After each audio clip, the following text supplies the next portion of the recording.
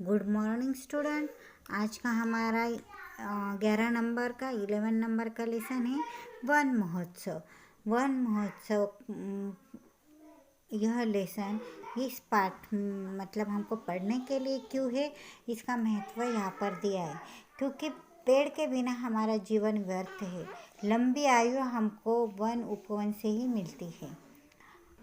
तो इस पेड़ लगाने से हमारे जीवन में खुशहाली आती है। तो ये देखो, ये 4 पंक्तियाँ बहुत ही खूबसूरत है। बिना पेड़ के नहीं है जीवन, लंबी आयु जब वन उपवन, आओ हम सब पेड़ लगाए, पेड़ लगा खुशहाली पाए। आपने कई उत्सव मनाए होंगे, तो वन महोत्सव अर्पण के स्कूल में, पाठशाला में वन महोत्सव मनाया गया। तो ये उत्सव कैसे बना, कैसे चला, उनके इसमें देखते हैं। शाम के वक्त सुहानी, यह वार्तालाप वाला लेसन है। सुहानी और अर्पण का वार्तालाप चल रहा है। सुहानी शाम को पार्क में, जैसे ही अर्पण दूसरे स्कूल का है और सुहानी दूसरे स्कूल की, तो वो आते ही सुहानी अर्पण को बताती है कि उनके स्कूल में वार्षिक उत्सव हुआ और कार्यक्रम इतना बढ़िया था कि सब हैरान हो गए। नन्हे बच्चों द्वारा गाए देशभक्ति गीत, बड़े बच्चों द्वारा किया गया नृत्य, लोक नृत्य और पर्यावरण के प्रति जागरूक करता हुआ नाटक, कितना बढ़िया था सब कुछ। तो अर्पण के स्कूल में भी कुछ हुआ है। तो अर्पण के स्कूल में क्या हुआ है? वन महोत्सव। इसलिए वो कहता है कि हमारे स्कूल में पिछले वीक वन महोत्सव हुआ। अध्यापकों की देखरेख में इन्होंने पौधे लगाए, बच्चों ने, विद्यार्थियों ने, छात्रगण ने। ये गड्ढे हमने अपने विद्यालय के खेल के मैदान में चारों ओर खोदे थे।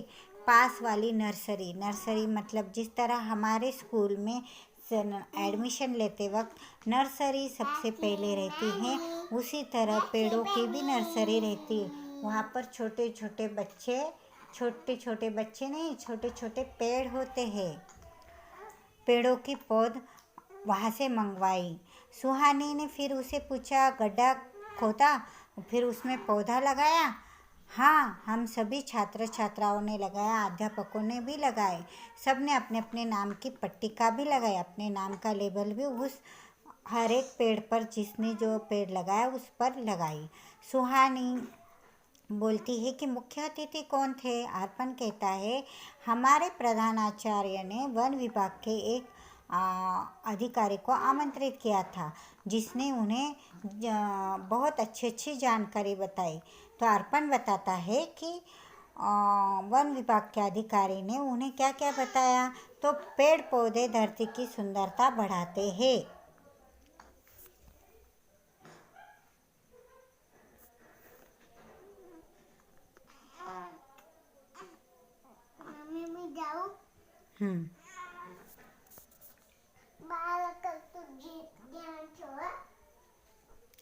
पेड़ पौधे धरती की सुंदरता बढ़ाते हैं। पेड़ों पर ही पक्षी रहते हैं, यही उनके घर होते हैं, क्योंकि पेड़ों पर पक्षी घोंसला बनाते हैं। इनकी लकड़ियों से हमारे घरों का निर्माण होता है। पेड़ पौधे वातावरण की कार्बन डाइऑक्साइड सोख लेते और हमें प्राणवायु देते। पेड़ जलवायु और तापमान को संतुलित बनाए रखने में मदद करते हैं। सुहानी, प्राणवायु यानी ऑक्सीजन ही है ना? तो प्राणवायु, आप लोग साइंस पढ़ते हो, तो प्राणवायु यह वर्ड हिंदी में कहते हैं ऑक्सीजन को। अर्पण कहते हैं हाँ, प्राणवायु में मतलब ऑक्सीजन ही।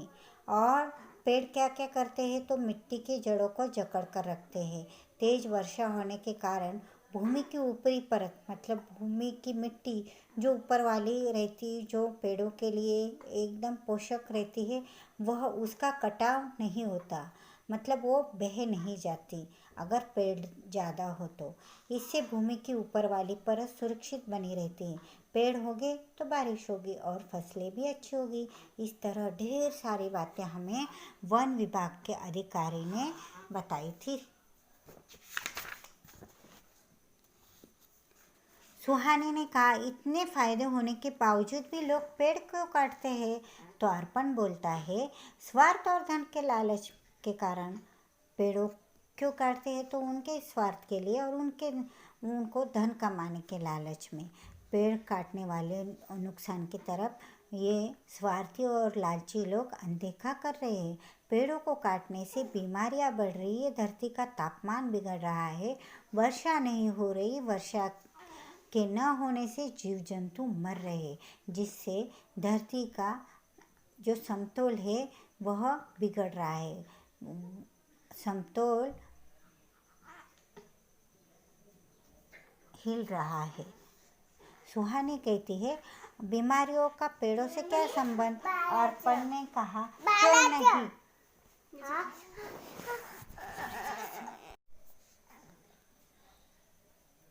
अर्पण कहता है, क्यों नहीं?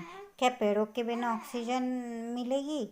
ऑक्सीजन नहीं होगी तो लोग स्वस्थ कैसे रहेंगे? फिर पेड़ पौधों से जड़ी बूटियाँ, दवाइयाँ तो प्राप्त होती है ना, तो उन्हीं से अनेक प्रकार की दवाइयाँ बनाई जाती है। पेड़ नहीं होंगे तो बीमारियाँ कैसे क्या ठीक होगी? सुहानी इस पर कहती है, हाँ तुम सही कह रहे हो। जब स्वाइन फ्लू फैला था तो लोग गिलोय की बेल ढूंढ रहे थे। वाकई पेड़ पौधे हमारे बहुत काम आता है। अर्पण कहता है, सुहानी क्यों ना हम भी पेड़ पौधे लगाकर अपने घरों को सुंदर बनाएं? सुहानी कहती है, हाँ अर्पण, वन महोत्सव मनाने का लाभ तो तभी होगा जब हम अपने से शुरुआत करेंगे। हम भी पेड़ लगाएंगे और इनकी रक्षा करेंगे। एक दिन पिताजी बता रहे थे कि एक पेड़ लगाना मतलब 100 यज्ञ करने के बराबर है।